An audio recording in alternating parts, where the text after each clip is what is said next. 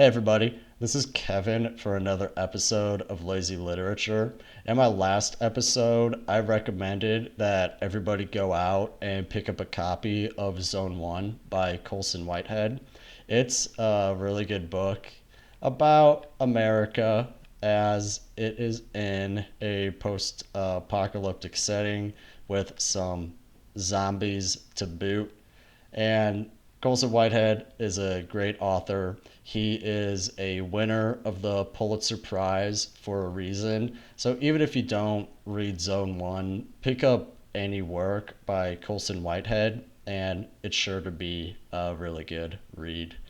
In my last episode, I also stand by my review of Dog Soldiers by Robert Stone, that it's a little lazy, and I do think there are better books that you could be reading to occupy your time. That brings me to the two books for this episode. In this episode of Lazy Literature, I want to recommend that everybody read Anne Boyer's memoir of her breast cancer experiences called The Undying. And also, I would recommend for this episode that readers take a look at Ben Lerner's Topeka School, which is a fiction novel. Between these two, The Undying by Anne Boyer and The Topeka School by Ben Lerner, I do prefer The Undying. I do think it is the better book if we had to make that designation. And the reason I think The Undying by Anne Boyer is so good is that it's a nonfiction memoir that does a great job of helping me experience what the writer is going through. Anne Boyer, as she went through her diagnosis and treatment for breast cancer, she wrote a lot about it. And now we have the opportunity to go back into her memories and experience everything that she went through. And her writing is very accessible. She writes in excellent, excellent short paragraphs. And the reason I say that they're so excellent is that Anne Boyer is first and foremost recognized by many people as a poet and an essayist.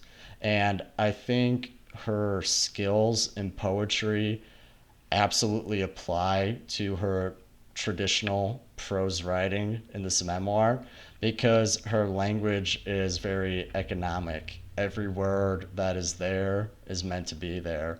There are no unnecessary details in her writing. So I think that makes it very accessible because it's a fast read. And it's broken up into many small sections.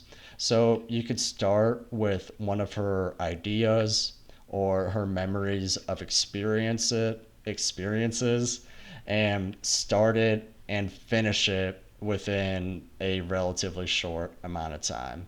It makes the book easy to pick up and easy to put down depending on your schedule. But I like it because it's accessible, because it almost seems like you could open it to any single point. And as long as you start at the beginning of a section, it's still going to make sense as you read your way through it. Anne Boyer, she doesn't only talk about her experiences of being diagnosed with breast cancer and then also her experiences and hardship of chemotherapy.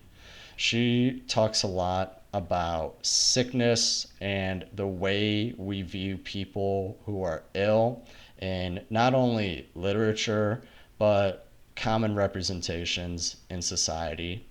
Anne Boyer, as a single mom with a teenage daughter, experienced a cancer diagnosis and a cancer treatment that is not the same for every other patient who might be in a somewhat similar situation. So Anne Boyer, in this memoir, she writes a lot about what it was like to work all the way through her cancer diagnosis and her chemotherapy. She writes about the anxiety that she experienced, and I'm assuming other people experience as they try to figure out, how many days do I have accrued to take time off for when I have to go to these treatment sessions. And Boyer came to a point, without giving too much away about her writing or the Undying overall, to where she realized that she didn't have enough time built up for all of her treatments because things were changing. And one week she thought she could see the finish line of when her chemotherapy was over, but then the doctors would tell her something else, and she would kind of have to go with the flow and plan accordingly. And I think a lot of people, especially in America, when you get sick and it's a illness that's as serious as cancer, it makes you realize the benefits that you truly have from your job. Or if you take a read over The Undying by Anne Boyer, it can also make you realize the benefits we have from people who love us, like our friends, our family, and anybody else like that who might be in your life. I would highly recommend everybody read The Undying by Anne Boyer. It's a nonfiction memoir, but it is still great literature. It's not lazy at any point.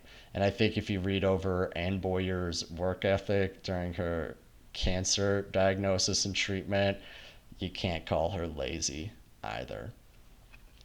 On this point of laziness, though, it does help me segue into the Topeka School by Ben Lerner.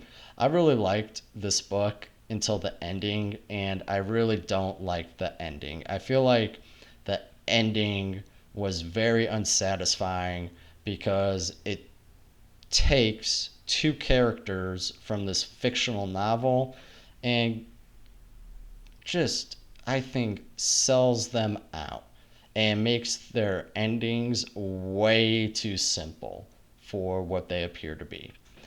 I don't want to get too deep into the plot or the general story of the Topeka School. It is, in a broad sense, about a kid as he grows up in Kansas and tries to figure out his place in his community. It's set in the mid to late 90s, so it gives you some cultural references like the kids listening to Tupac and drinking Zima and like weird party culture artifacts like that. But at the same time, by the time, you get to the end of the book, you have these two characters and they're laid out in front of you as this is a Trump supporter and this is another character who now goes to ICE headquarters and participates in protests. And the reason I think these outcomes for the two characters, I think the reason the outcome is so unsatisfying is because they seem so simple. It makes me think that the point of the Topeka School was to take an in-depth look at a couple of people, and then ultimately the results tell us, well, this is how you get a Trump supporter, and this is how, for lack of a better phrase, you get a bleeding heart liberal or something like that, the opposite of a Trump supporter. And the Topeka School is really good, except for like the final 5% of the book. Throughout the entire rest of the novel, you have complex characters, you have an interesting plot that plays with time, it moves back and forth from a couple of very specific moments in history. But when you get to the end, it just feels kind of lazy and it feels kind of shallow. And I wonder if these portrayals of, liberals and Trump supporters, if they try to simplify too many things. Because this is the irony of the Topeka School by Ben Lerner, is that you have this incredibly complex novel that seems to try and have this simple ending. I would still recommend that everybody read it. I still think that it's a very good book, and it's definitely worth the time to sit down and take a look at it.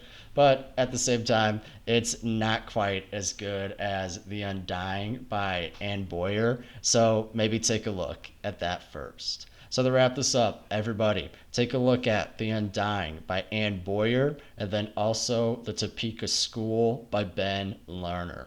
In my next episode, I'll be taking a look at the novel Snow Crash by Neal Stephenson.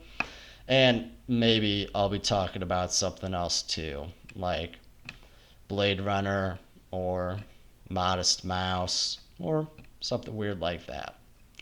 Have a good day, everybody.